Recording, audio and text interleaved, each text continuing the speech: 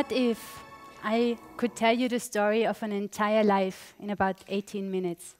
And what if we could learn something together in that time? Something important for us, maybe the secret to our own happiness. Well, if we pretend 18 minutes are an entire life, then we would start with our childhood. What were you like when you were a kid back then, when time didn't matter at all? Well, as for me, I kind of wasted my time. I went outside, went on adventures, I met friends, had fun. I was laying in the sun. Nowadays you don't do that anymore too much. But the first minute is already over. Time is passing, and you become a teenager, you become a young adult. And as for me, I slowly but surely wanted to find something meaningful in my life. I had no clue who or what I actually was, and for me, it was clear I need to find me a job. I didn't have the luxury of knowing that I wanted to be a doctor or a firefighter since elementary school, so I had to just kind of figure out who I was. So here we go. My name is Martina, and I am an Influcancer. I am a daughter, I am a niece, I am a sister, and I am a friend. I became a financial advisor and an insurance broker. I actually was running my own business. I was busy with closing deals, I was busy with my customers, I was busy with my office. I was quite ambitious. I had a nice apartment, I had a relationship, I had many plans, and I had many big wishes. I did travel quite a lot in those days. I did see quite a lot from these very nice spots, actually, from this world. I think I should have been happy, but I definitely wasn't. In September 2010, I went to the doctor for a medical checkup. Even that I squeezed into a lunch break for the sake of efficiency. And it took me almost 1.5 years to get back to work again. I got stopped. I fell sick, I developed cancer, and I was diagnosed with cancer. I can tell you, in your early 30s, you're just not aware of your mortality. Instead, you still are completely convinced that you are invincible and that you will live forever. Your body and your experience tells you so until you get diagnosed. Suddenly, your probability of survival is measured over the next 5 years, and people are getting this pitying look on their faces, that expression, you know when they have their head slightly sideways when they talk to you, it's just really annoying. That period of time during diagnosis until you more or less start with chemotherapy is just overwhelming, because they just give you so much information, and at the same time you have to decide on so many different things. And each one of these decisions is measured over that question, what happens if I decide wrong? Do I die then? So I decided on which treatments do make sense and which ones don't. What happens to my customers, my office? How long will I be out of circulation? How will I communicate this to people? It's not so easy to tell others what happens to you.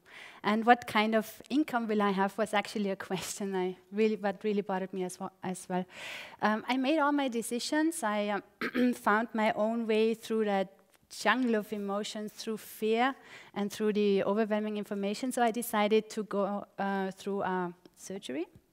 I decided to go through chemotherapy. I made a radiation treatment. I had to give myself an injection twice a week. To be honest, I was a chicken. I asked somebody else to do that for me. It's just ridiculous, and since until now, I'm just afraid of needles. I mean, I can do it, but I really love if somebody else is doing that for me. And I voluntarily went into premature menopause, and I took some strong medication until 2017, actually, until last year. Aching bones are my daily companions still until now, but what bothered me more was my constant munchies I had. I was just always hungry, and I have lost my sense of feeling full. So when I ate a lot, more than enough, my body still would tell me, this is not enough, you have to eat more because you're still hungry. I can tell you, if there is an eating competition where when we want to know who can eat the most pasta, I'm still right there, up there with the guys. Do I doubt my decisions? No, not at all, because all of this is a lot better than cancer.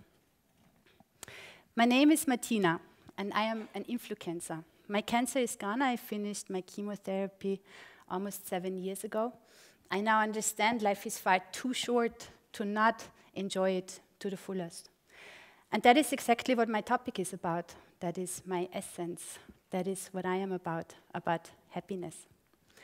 Happy people are a lot healthier. And social ties, they make us happy. Did you know that only one stable relationship in your life is enough that you will be happy and healthy? So you might want to take care of your stable relationships in your life because they will do you good. What other insights offers research? What are the so-called happiness factors, or what makes us happy? There is a psychologist called David G. Myers. He phrased a couple of insights very well. First of all, look for work and hobbies that fit and match your abilities. You shouldn't be underwhelmed, but you shouldn't be overwhelmed as well. That keeps you happy. Second, act happily. That is actually very easy. You just can pretend to be happy. You just act the part, kind of. That can trigger already the right mechanisms. And I would love to invite you for a little exercise now, which is very simple. All of you have done it already. So I invite you to please give me a broad smile. I just want you to grin, please. Everybody grins as much as you can. This will be a nice moment for the camera to take it. If you don't want to smile, I mean, you don't seem like it, but if you don't want to smile at the moment, you just put your corners of your mouth up mechanically, and please stay like this. It's actually a really cool moment for me up here to look at the whole room of smiling people. I just love it. It's one of these moments, you know. So please stay like this.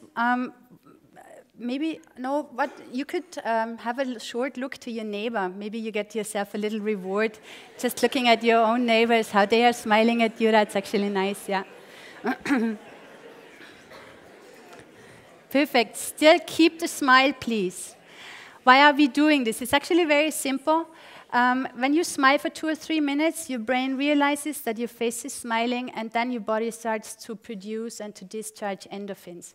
So I kindly ask you to keep that grin still a little bit, although I'm continuing, at least until you hear the super magic stop grinning terms, cherry blossoms. Third happiness factor. Join the exercise movement. You don't have to do sports, but at least move.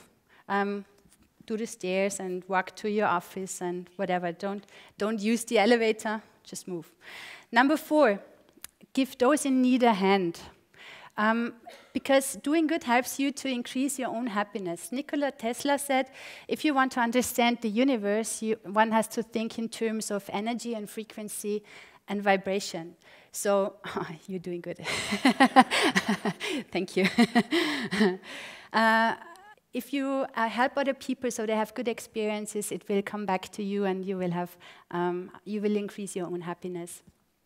Number 5, concentrate on the good stuff in life, which is easy as well because there are so many positive things in life.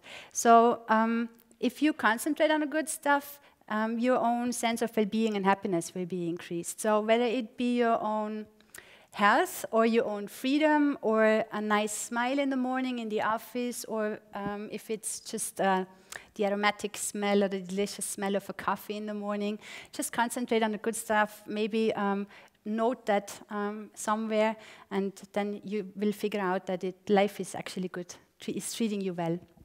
Last but not least, number 6, please try to rest and take breaks. Those who do a lot, they need to rest a lot.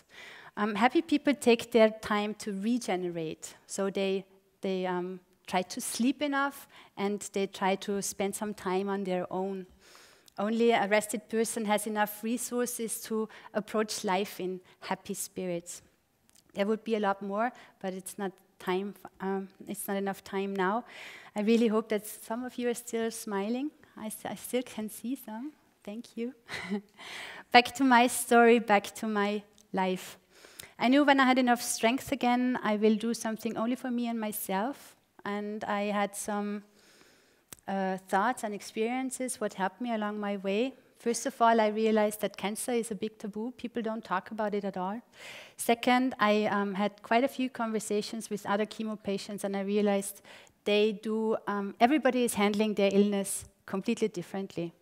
And the third realization was that family members and friends, they're not very well supported, so they don't get enough support.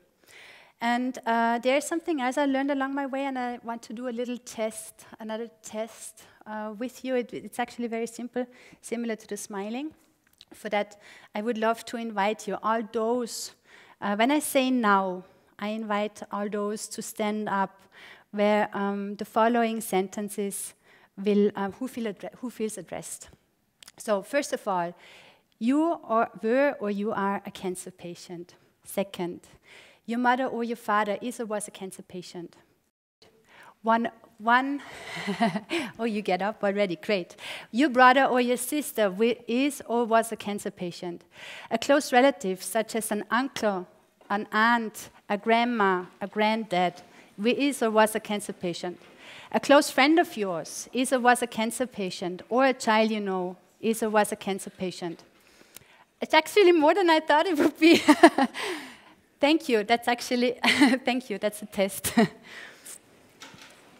It was almost the whole room getting up. I thought it might be half of it, because statistics show that every third person will develop one form of cancer during their lifespan. So if you calculate with all the relatives and friends around them, there are quite a few people affected by this disease, obviously.